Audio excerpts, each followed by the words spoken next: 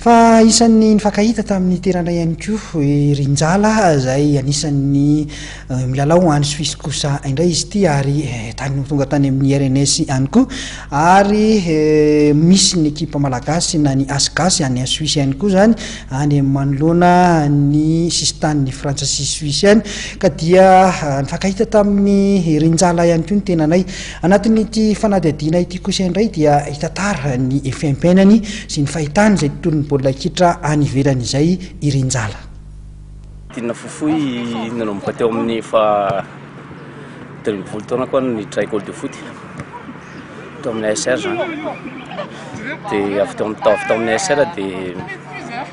teo fa 17 taona ko nanao sport scolaire miaraka tamin'ny EPN école privée Nirina Ivandry izay notarehany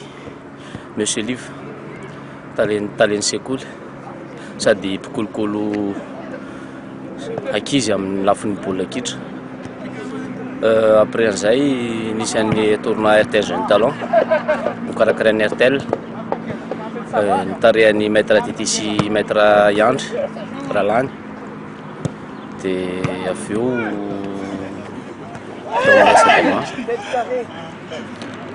tao amin'ny SADMA dia tao amin'ny Knapsa Sport dia tao amin'ny Knapsa Sport no nivoaka nakaty Madagasikara nakaty Europe nakaty ao a Suisse. Tonga eo amin'izay hoe milalao aty Suisse zay ohatrany ahoana zany zao ny toerana misy an'ny Rinjala eto Suisse eo amin'izay ty sehatry ny baolina kitra zay. Raha ny toerana misy aloha mbola ao amin'ny sokatry taona latsaky ny faha 1 taona any hatramin'izao fa ny amin'ny taona ho avy no tsy fantatra izay suivant any fa ho fantatra ireo miandalana eny ihany hoe mankaiza sy mankaiza. Ohatrany ahoana zany hoe milalao baolina kitra aty ivelan'ny Madagasikara zany izay azo lazaina hoe efa makany amin'ny professionnalisme. Raha fahitako azy efa nofinofy hatramin'izay ilay izy fa niriny avy hatramin'izay ny lalao baolina aty ivelany fa ilay izy mitaky zavatra be da be, mitaky ezaka, mitaky fikirizana, mitaky fahamatorana satria ny voaty efa ambony be dia raha vao manao zavatra tsy mety kely ianao dia efa hita misy efehany eny ambony kianja eny ilay izy dia mila fifatohana sy fahaizana manao ihany koa, mila travail zany. Resaka kely ny Barea tsika satria ianao anisan'ny tao anatin'ny Barea Madagasikara indrindra tamin'ireo lalao roa izay fanomanana natao teto Frantsa izay nihaonana tamin'ny Togo sy nihaonana tamin'ny Kosovo. Manahoana ny fahitanao no avin'ny ekipa pirenena mety ho azo antoka ve ny ahatongavantsika ny amin'ny CAN 2024? Tena mety azo antoka tokoa satria raha mitohy ny ezaka ataon'ny tantana fédération malagasy zany sy ny staff technique izay tarehan'ny coach Nicolas Dupuy ary indrindra izay mpilalao tsirairay avy raha mitohy ny ezaka atao azo atao tsara mandingana zany CAN 2024 zany. Mananatra ke fahitana amin'izany tsika efa miankina amintsika tsirairay avy ny fanatanterahana azy fa za matoko fa ho tafitany amin'ny CAN 2024 tsika. Inona ny hitanao hoe tena mbola lesoka zany ho amin'ny Barea Madagasikara ary mbola ilaina ve ny fifangaroan'ny mpilalao milalao aty Eropa sy ny any Madagasikara raha ny fandrafetana ny ekipa pirenena? Raha ny fahitako azy ny lesoka angambany tsy dia hitako loatra fa ny eo amin'ny fiarana no mila tao maromaro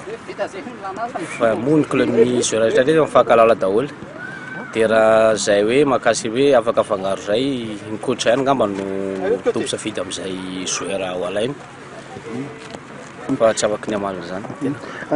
Azo lazaina hoe efa milalao aty ivelany moa zany Rinjala, inona mbola nofinofinao amin'ny ao anatin'ny baolina kitra na dia hoe efa aty ivelany ary? Raha nofinofiko ny anao an'izany Champions League zany na Ligue Europa zany satria izay daholo nofinofiny joueur rehetrarehetra aty mba handingana an'izany compétition zany fa nefa ilay izy mitaky ezaka sy fikirizana ngeza dia ngeza. Maro ny mpilalao malagasy maniry te hilalao aty ivelany zany. Raha ho an'ny Rinjala manokana inona ny afatra na inona ny torohevitra mba omenao azy ireo mba hatongavana amin'izany tanjona zany? Raha ny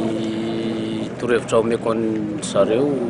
rehefa tianao le zavatra dia ifatoy sy kirisy fa rehefa andraranao hitanteraka foana aza na misy olana diavinao am'le zavatra ataonao